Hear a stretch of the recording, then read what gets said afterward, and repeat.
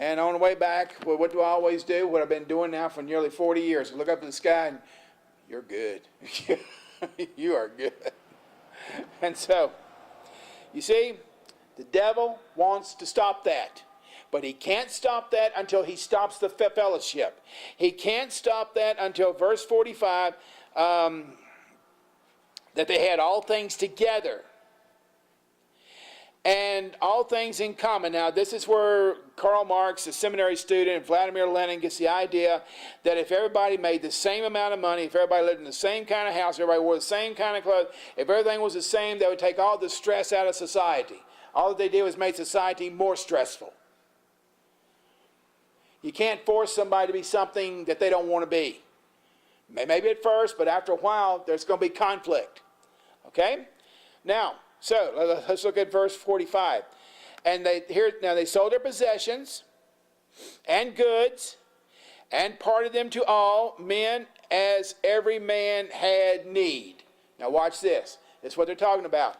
They knew that they wanted to have as many people there every day working full time. They're in the church, going out now. Now, whoa. Not just sitting around. Now everybody's out knocking doors. Or they're down at the synagogue doing a Bible study. Or they're out on the street preaching. Now, if they wanted to do a Bible study, a public Bible study, they went down to the synagogue. Most towns in these days had what was known as an agora. A-G-O-R-A. Agora.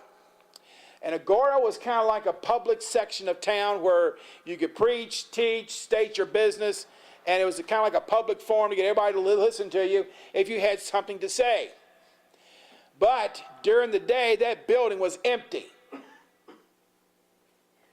because everybody's out doing something. But to do that, what they're going to have to do is everybody's going to just sell everything ahead, liquidate it, and the apostles would then distribute it out as everybody would have need. Okay. Then verse 46. Okay, now what are we working on? What is the summary that we're trying to build off of verse 47? Why is it that God added to the church daily? Why did he do that? Verse 46. And they continuing daily, all right, in verse 42 is for fellowship. In verse 44, they had all things together. In verse 46, it's what? One accord. They always kept it together.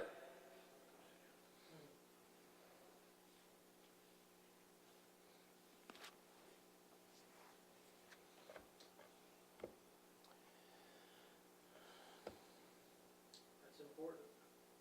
You got no idea. I don't know if I've ever told y'all this or not, but how did I know that my first marriage was over? It's when that Sunday morning we pulled up to the church and she looked at me and said, "Can we just get in there and get this over with? We're done. This thing is over." There was no more together. There was no more fellowship. There was no more one accord. It was over. And in just a few months, I was moving out here.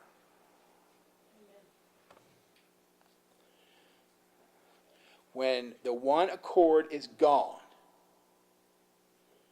when the fellowship is gone, when the together is gone, you're done.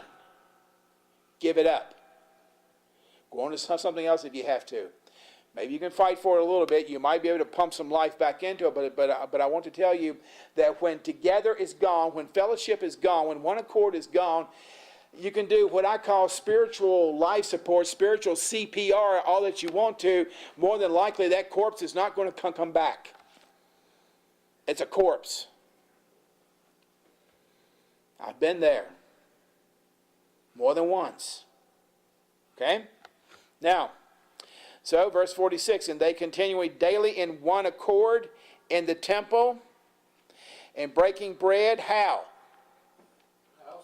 House to house. Everybody look at that. Verse 46. House to house. Verse 46. House to house. Do you see that? Let's all say it together. Verse 46. House to house. One more time. House to house. Now what is that? My wife and my mother-in-law, I was telling them one time about things that you do when you're a pastor. And I said many times I just picked the street and got some brochures and some tracts and went out and just started knocking doors. House to house. And they looked at me, you mean total strangers?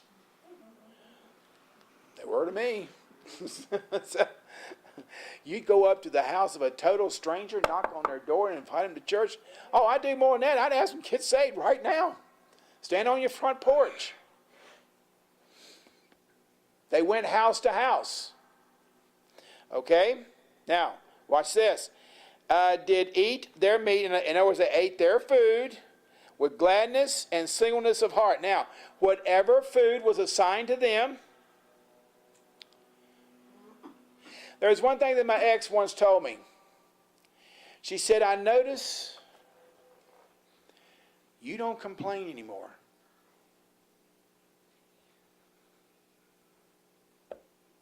I said, you do? Yeah, I've noticed that. You don't complain anymore. And I said, well, let's put it like this. When you've been eating food that you have to look at to make sure it's dead, when you've been eating stuff that you can smell from a half a block away before you get there,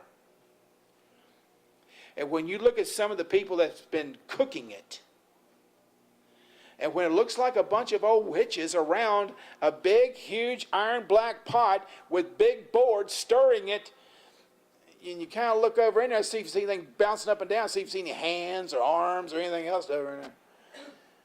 When you finally get home, I'm home. Can we send my husband and my son-in-laws there?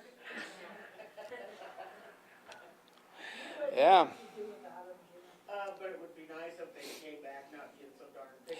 I mean, even in second world countries like England, one night, that's the only overseas trip that X ever went with me on. And we got home, and she said, from now on, you enjoy yourself. Okay. That's another story.